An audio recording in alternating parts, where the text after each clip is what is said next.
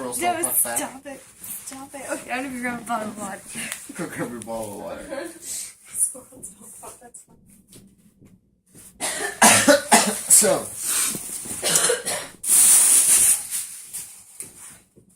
if you look at my bio on our Esoterica website, shamelessly telling you to visit the website, you'll notice there's a list of influential thinkers. Amongst those thinkers is featured Jichin Funakashi. Jichin Funakashi is the founder of Shotokan Karate, although he himself would deny one such title because to him all karate was karate. To all you Shotokan people, let's get real, read the book. He actually says that in his own book, kind of know my way of life, so let's stop claiming Shotokan, damn it. We have 29 katas, people, 29.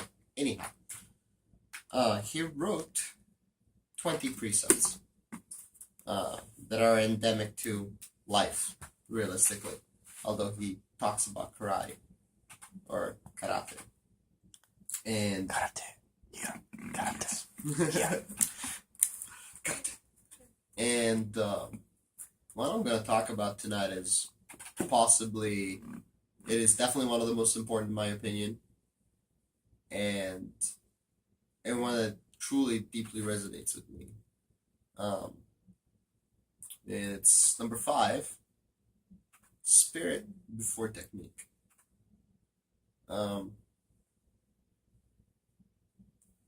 Obviously, it's the size of the dog in the fight when we look at the narrow scope of it. That's what it means. But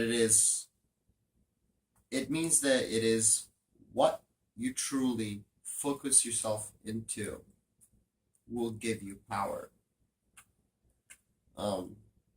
Not going through the motions mindlessly.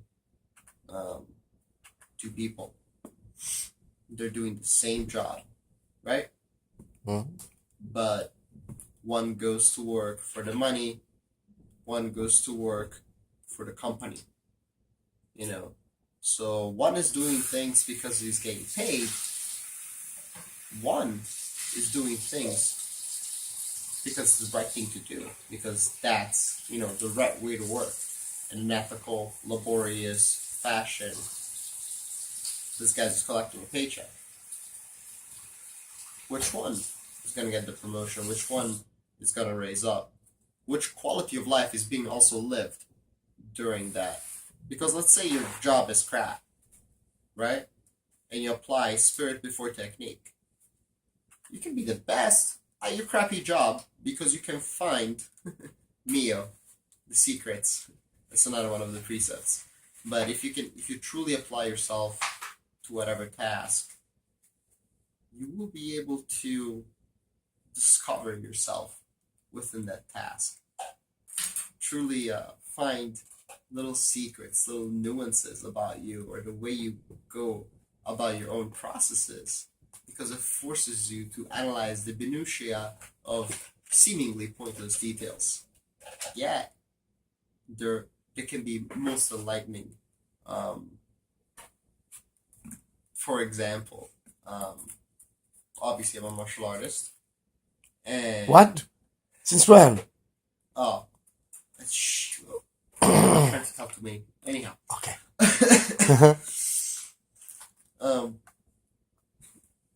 I also serve.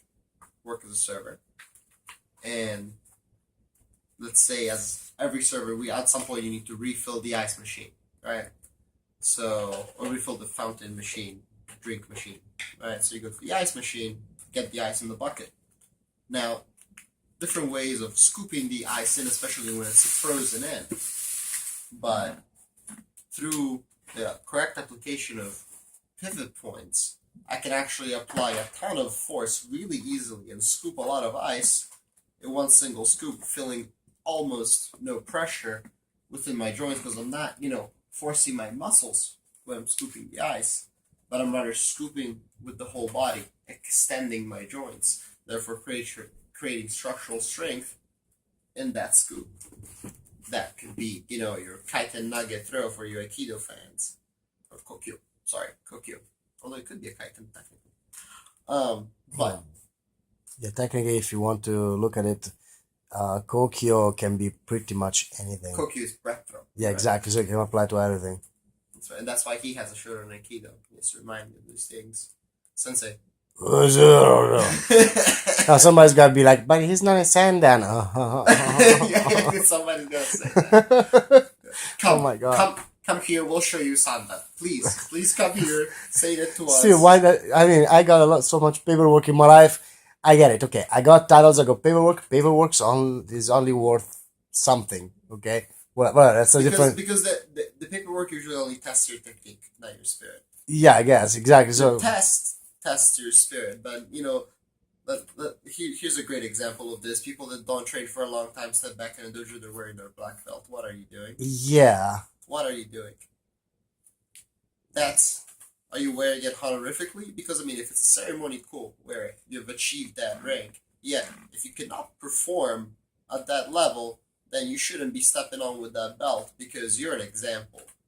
You're an example to your juniors. So the moment that you step on the mat wearing that black belt, you need to be the shining example of the art that you're representing because that's the title you're wearing. yeah. If I want If you to can't bring, perform, yeah, bro, put a white belt on, training back up, then make sure that you can step back up front. if I want to bring the example, let me bring the example of our sensei.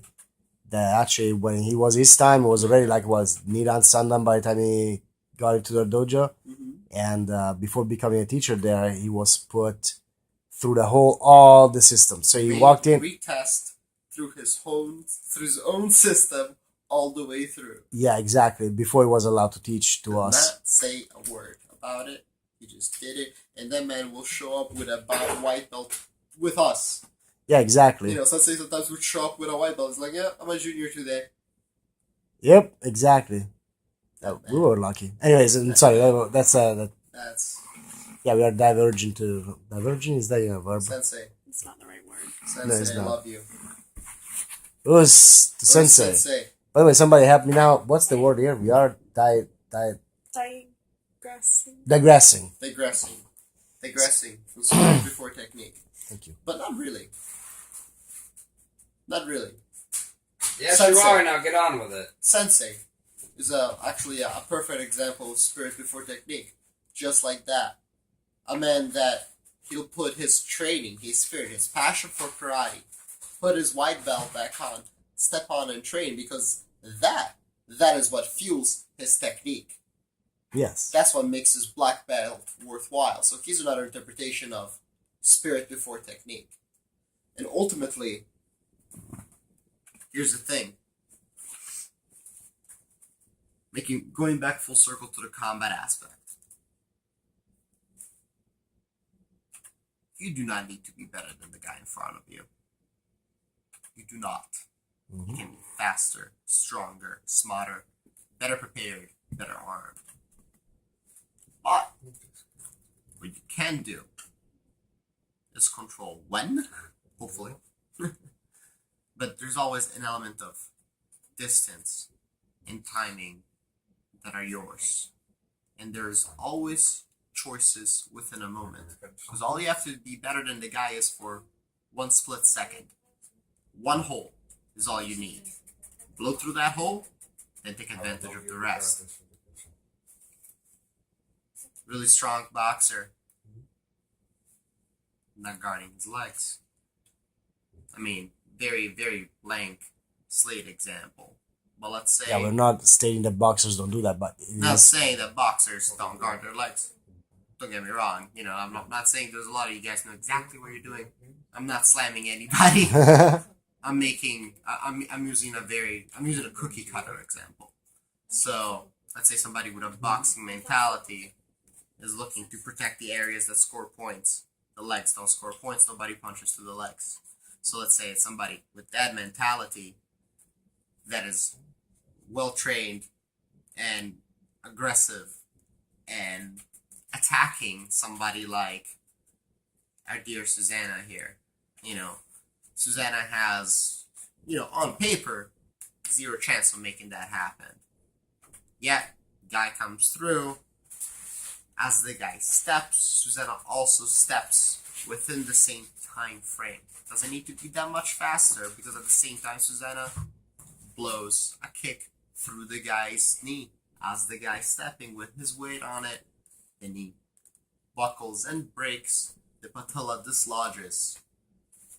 Can't stand, can't fight. Susanna stomps his neck in. Fatality. Susanna wins. Susanna, I love you. You know that, right? Yeah. Okay, just making sure. all she needed to do is was Susanna at that point a better fighter than said boxer? Hell no. Absolutely not. The guy in my scenario had tons of training and is an athlete. But for that split second is all she needed. Her spirit focused for that split second. More important than the technique. Before his technique that was trained over, again, in my example, we have an athlete, champion, Tyson, in his prime. So that is all you need. Focus, your spirit, before your techniques. Think it is you first. It is yourself that apply to your task, not the task to you. It's you apply yourself to your job. You apply yourself to your whatever endeavors. You apply yourself to combat. It is you in that moment, not trying to flip through your, book of karate techniques and oh shit, what do I do at this point? Okay, I think it's upper block. Is that coming towards my face or my neck? Should it kind of no, that's not it. It's the spirit. You focus or where you need to be at that exact moment in time, then you execute. In a sense, you're talking about blending energy.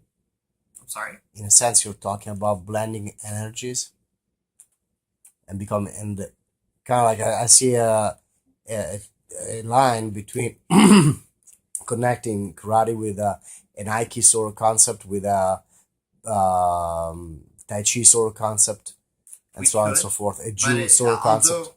Although obviously, let me shamelessly advertise. I founded Merkava Tai Chi. Merkava Tai Chi. Susanna, do it. Say it. Say it. Say it. Come What are on. you even saying? Merkava Tai Chi. Merkava Tai Chi. Merkava Tai Chi. Yeah. Yeah. Thank you. Right. So although I am a Tai Chi man, in this particular moment, I actually want to say Jikudo. The way the intercepting fist, the moment in time, is what I was talking about in that specific instance. That you need to catch the moment that you need, and that is all you need. And that's what Bruce Lee was talking about with the concept, because Jikudo is not a martial art; it's a concept. Jump Fang Kung Fu is a martial art. Sorry, I've had a problem with that for a long time. That's okay. It's a thing. Yeah, Yes, that's fine. I mean, Bruce Lee himself. I mean, I was having a conversation over dinner with Right. Joel before, yes. It So, doesn't upset you. but it was horrible. It ruined my day. My afternoon was completely screwed up by that. Right. Moving on. So yes, no. So I was talking about that moment in time. Although spirit before technique, definitely we always can talk about a blending, because we're always talking about equilibrium. That's at least me and you. That's what we're always talking about. Yeah, pretty much. What Exactly boils down to that all the time. So if we talk about spirit before technique, is equilibrium, because it is you yourself that bring you to the action, to the moment in time, not your prior training. If you don't kick your mind in, your body ain't gonna do it. So that is the force of equilibrium, is ultimately you. And that's why your spirit needs to come forth first. That's why realistically you need to be aware of your own life. So when you're at your job, don't do it mindlessly. You're wasting your time. You gotta be there anyhow. Focus. Do it the best you can. Because you're there anyhow. So be baller at it. And the better you apply yourself, the more efficacious, there you go, you become.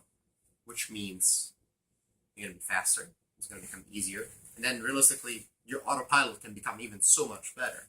They can even start working other things in your mind as you apply yourself to a very manual task if that's what you're doing. That makes sense. All right. Thank you. Thank you. No, thank you. No. Thank you. End it. You know who needs to thank? Who? Joel. No. And Joel. No. Thank There's you. no thinking. in quantum clouds. Quantum That clouds. needs to be We need done. to thank quantum clouds.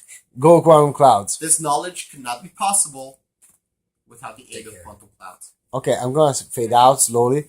Okay, Do whatever you want. let's Whatever you With want. us, quantum clouds. quantum clouds. Thank you, Jessica. So those are your guys.